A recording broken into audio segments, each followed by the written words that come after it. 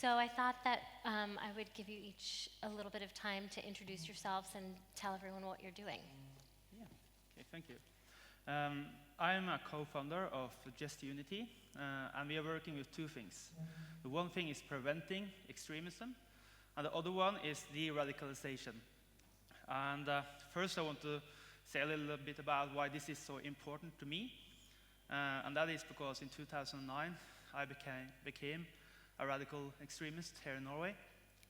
And the reason for that was that I converted to Islam, and my family rejected me, and also my local community.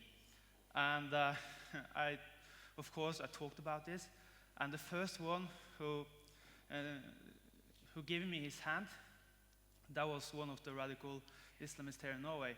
He became my first friend after I lost all my old ones. So it was that easy.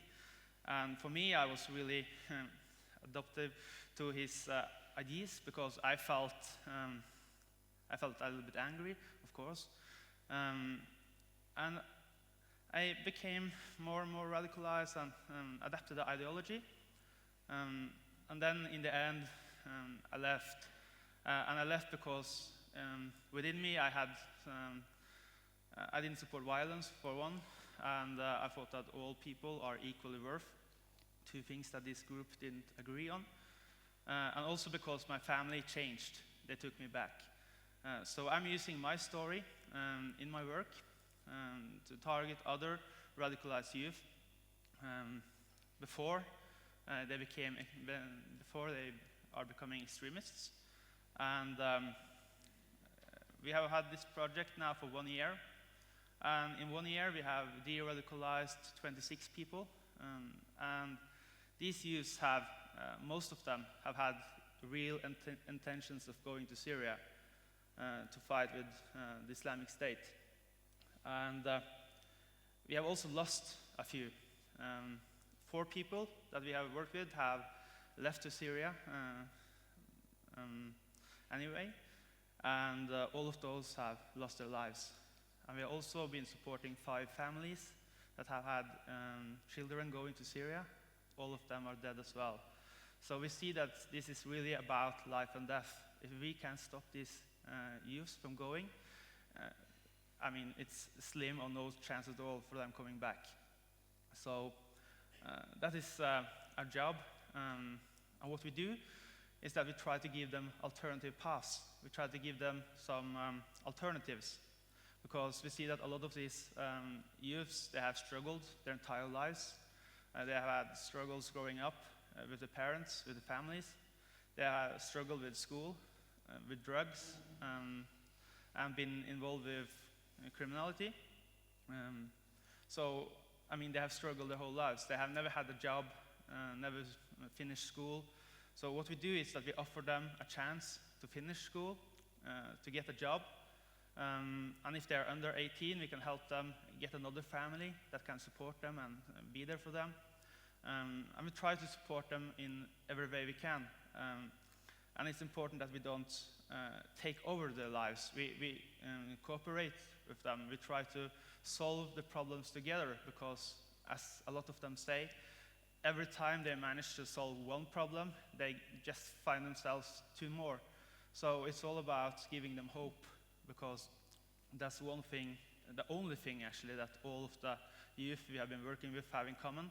They say they don't see a future. They don't see the light in the end of the tunnel. They don't see their life changing for the better. So it's all about finding that motivation for them to see that it's actually possible. So, yeah. Great. Thank you. Yeah.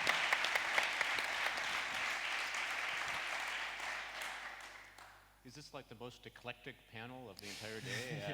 From a Prince all the way to remarkable work that Yousef is doing. And it seems to me that that actually makes the point that Prince Max was sharing with us, which is that individuals come to this work that we're talking about today with their individual passions, their individual commitments, their gifts, and they put them to work in a variety of ways. And I have been the president of a university in the US for 14 years.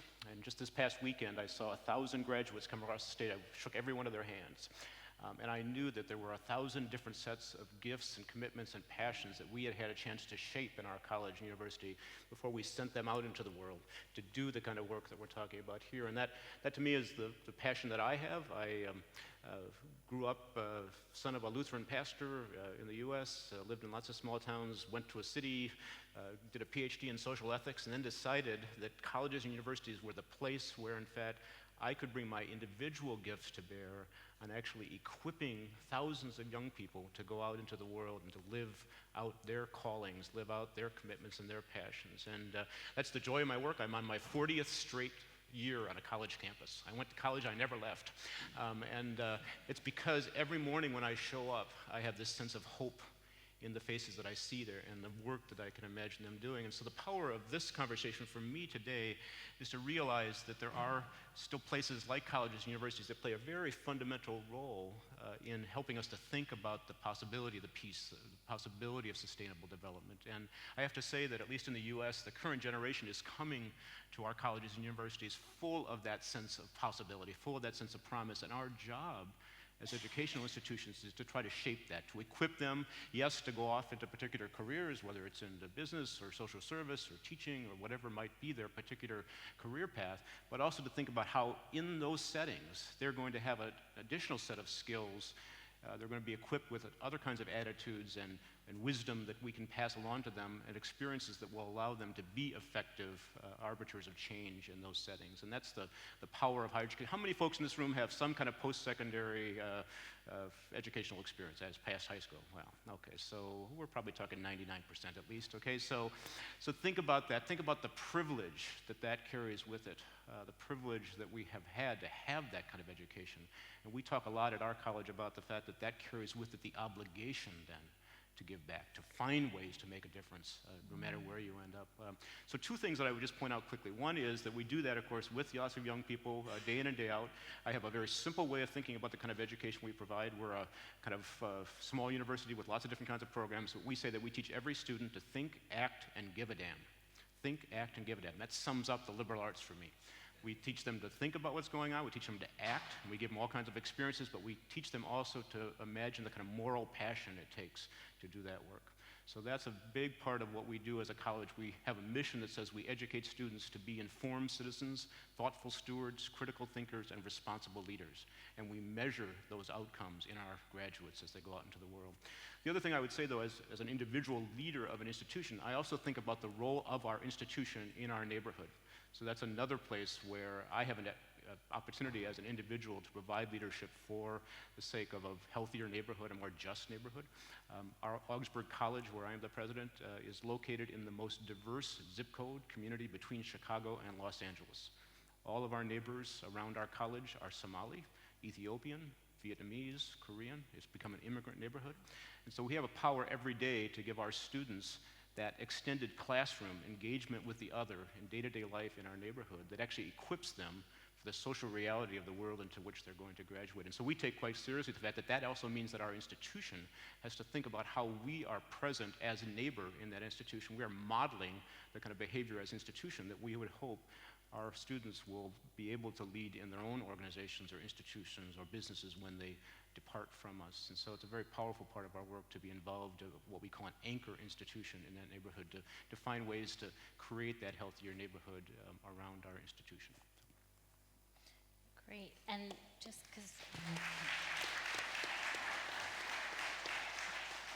we're talking, I'll ask you a question, which we touched on maybe the other day, which is, and you just touched on, which is, what can we do for the many, many youth that don't have access to higher education, and how does higher education address that, or does it not need to?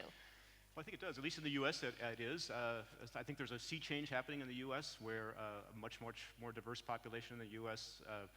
Trying to figure out how to create access to higher education, because we know that the kinds of jobs that are being created and that the workforce needs are going to require students to have at least some form of higher education. I would say there's a huge impact happening where we're trying to move away from what I would call a meritocratic, kind of elitist vision of higher education to one that's really about, we actually use the phrase, how do we honor students' democratic excellences? As they come to us with a set of gifts, how do we meet them where they are, make college or whatever, community college, a variety of different types of higher education in the US, make it accessible to them and know that they can be successful, know that they need to be successful in order to go out and do whatever the work is that is needed and that they're called to do. So that means all kinds of concrete things where we have to think differently about the financial model, we have to think about how we make college affordable, we have to think about the partnership, the social compact between governments and families and institutions. We have to simply find ways to actually build cultural competencies into our institutions. So at Augsburg College, for example, 40% of our students who come in every year are students from various communities of color. Well, and that means African, East African, West African, Hmong, just down the line. Well, every one of those cultures brings a different set of expectations about how they learn. So how do we as an institution equip ourselves to be able to welcome them, and that's one step, but also to meet them where they are and actually give them what they need to be successful. And that's the continuing challenge, I think. And I think there is a real shift going on. One of the little phrases that we've been playing with is that in the US, they often talk about students, whether they're college ready or not. And we think that's the wrong way of talking about it. We would much rather talk about how colleges can be student ready and to create settings where students are welcomed in no matter what the path that they've been on, so that they in fact can be given the skills and the education to be successful. Can I talk about that in the context of East Africa? Yes, and I forgot to say that if people have questions, they can write them down on a piece of paper. There are pads on people's tables, and you can give them to Elizabeth. Yes, okay. She'll come around and collect them.